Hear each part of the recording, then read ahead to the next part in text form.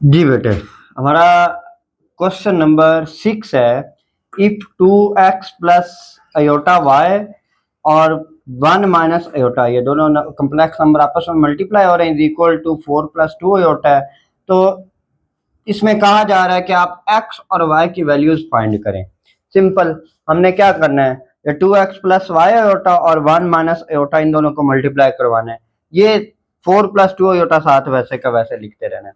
अब इनको मल्टीप्लाई करवाना स्टार्ट करते हैं। 2x को 1 से मल्टीप्लाई करवाया, 2x हो गया। 2x को अयोटा के साथ मल्टीप्लाई करवाया, प्लस माइनस माइनस और 2x अयोटा आ गया। अब 2x को मल्टीप्लाई करवा लिया। अब इस y अयोटा की बारी है। y अयोटा को 1 से मल्टीप्लाई करवाएंगे, y अयोटा आ जाएगा और प्लस माइनस माइनस y वैसे का वैसे आ जाएगा और अयोटा अयोटा से मल्टीप्लाई होकर अयोटा स्क्वायर आ जाएगा। जी बेटे, क्लियर है। नेक्स्ट देखें, अब हम क्या करेंगे, 2x, ये हमें पता है, ये जो अयोटा स्क्वायर की जगह -1 लगेगा और माइनस माइनस प्लस हो जानी है, इसलिए मैं पहले इस y को मैंने पहले लिख लिया ताकि हमें अरेंज करने में आसानी हो।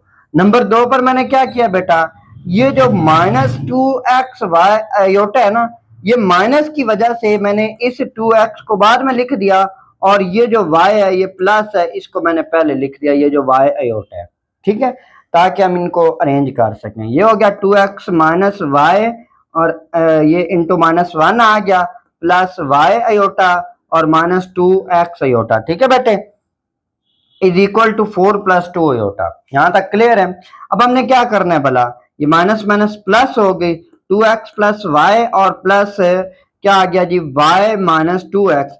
इन दोनों वैल्यूज में से अयोटा को क्या कर लिया, कॉमन ले लिया। हम क्या करते आ रहे हैं शुरू से, रियल पार्ट्स को अलहदा करते हैं और इमेजिनरी पार्ट्स को क्या करते हैं, अलहदा, इसलिए हमने इनको अरेंज किया।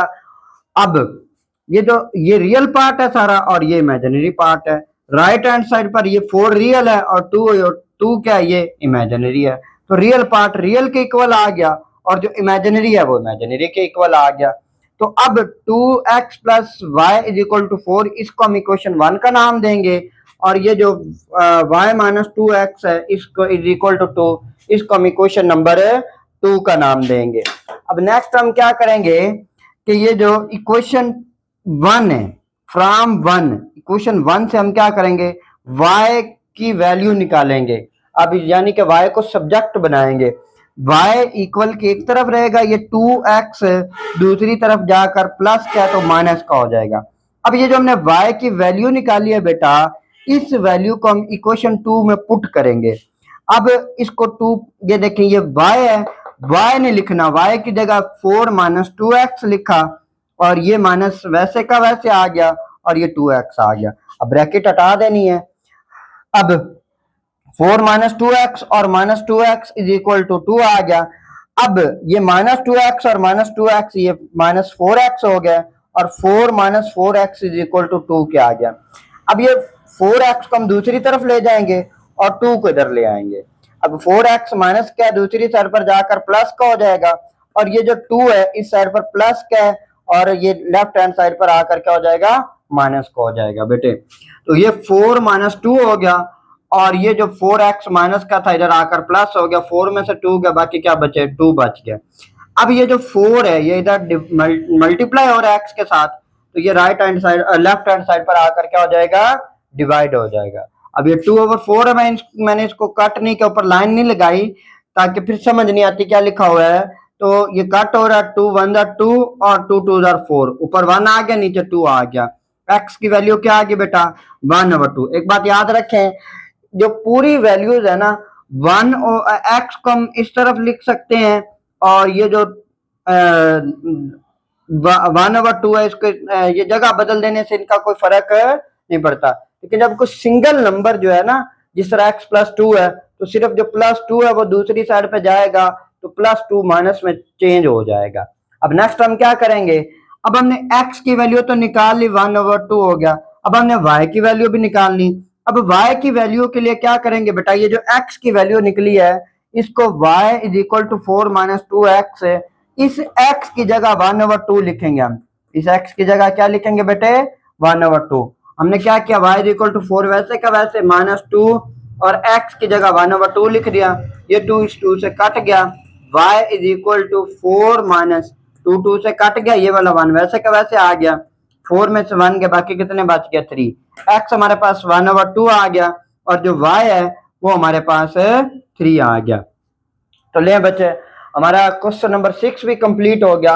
अब हमारा सिर्फ क्वेश्चन नंबर 7 रह गया। जी बेटे क्वेश्चन नंबर 7 जो कि एक्सरसाइज 1.2 का लास्ट क्वेश्चन है। बेटे मैं आपसे कहता हूं कि जैसे जैसे मैं आपको क्वेश्चन करवा रहा हूं साथ आप अपने नोटबुक और पेंसिल रखें, साथ आप इसकी प्रैक्टिस किया करें, क्योंकि मैथ जो है वो प्रैक्टिस के बगैर इम्पॉसिबल है। तो चलें शुरू करते हैं question number 7।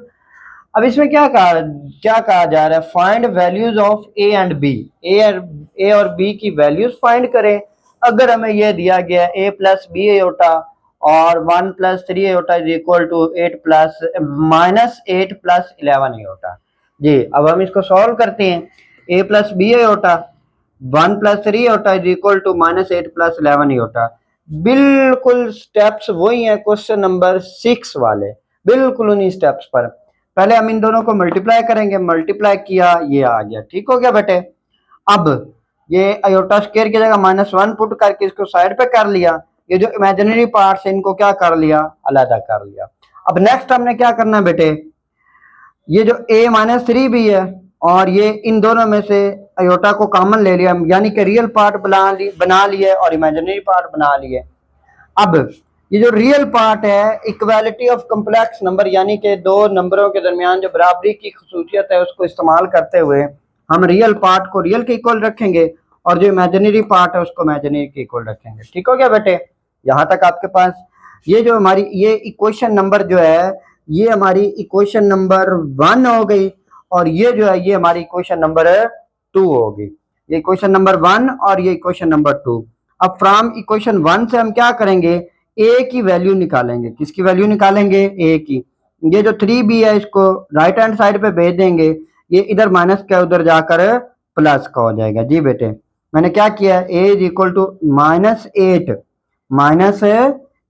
Plus 3b, -8 plus 3b। अब ये जो -8 प्लस 3b निकाला है इसको हमने इक्वेशन नंबर 2 के अंदर पुट करना है।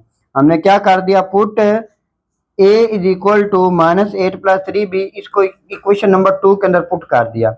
अब ये देखें बेटा यहाँ पर a है तो a नहीं लिखना, हमने a की जगह ये वाली वैल्यू लिखनी है। 3 वैसे का वैसे आ गया, -8 प्लस 3b, इस 3 को अंदर मल्टीप्लाई करवाया, 8 3 24 हो गया और ये माइनस आ गई और ये प्लस वैसे का वैसे 3 3 9 और ये 9 भी आ गया और प्लस ये b वैसे का वैसे आ गया। अब इस b के साथ 1 है और इस b के साथ 9 है, तो 9 और 1 10b और -24 वैसे का वैसे इज इक्वल टू 11। ये देखें बेटा ये जो 24 है वैसे का वैसे और ये 10b आ गया, अभी इक्वल किसके आ गया जी, 11 के।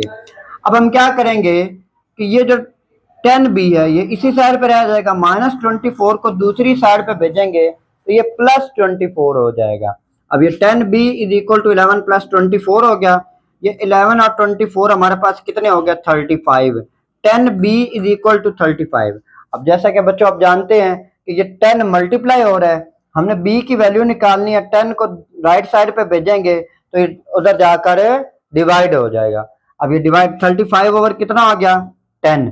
अब हम इसको कट करेंगे, 5 के टेबल पे जा रहा है, 5 2 10 और जो 5 7 कितना आ गया 35। अब हमारे पास b की वैल्यू 7/2 आ गई। अब हम a की वैल्यू निकालने के लिए क्या करेंगे, ये जो b की वैल्यू है इसको a is equal to -8 plus 3b, इस b की जगह पर हम क्या लिखेंगे बेटे 7/2 लिखेंगे। इस b की जगह क्या लिखेंगे 7/2। तो मैंने यही किया, for a is equal to -8 plus 3 और b नहीं लिखा मैंने, b की जगह 7/2 लिख दिया। अब सिंपल 3 2 के साथ कट तो रहा नहीं, 3 7 के साथ क्या हो जाएगा मल्टीप्लाई होगा, तो -8 प्लस 3 7 21 और डिवाइडेड बाय 2 वैसे का वैसे आ गया इक्वल। अब इन दोनों को सॉल्व करना है यानी कि ऐड करना है, तो ये फ्रैक्शन है, इसके नीचे डिनोमिनेटर है लेकिन इसके नीचे डिनोमिनेटर नहीं है, तो हम इस 2 को डायरेक्ट इसके साथ मल्टीप्लाई करते हैं। 8 2 ज़र 16 माइनस का, और ये प्लस वैसे की वैसे आती है। तो ये देखें 8 2 ज़र 16, ये माइनस 16, ये प्लस वैसे की वैसे आ गई, और ये जो 21 होता है ये वैसे का वैसे आ जाता है। अब 16 में से 21 में से 16 निकाले तो हमारे पास 5 रह गया। 5/2 ये हमारा ए का आंसर आ गया। ए कितना हो गया 5/2, और बी हमारे पास कितना हो गया जी 7/2। लेकिन बच्चों हमारी जो एक्सरसाइज 1.2 है वो कंप्लीट हो चुकी है।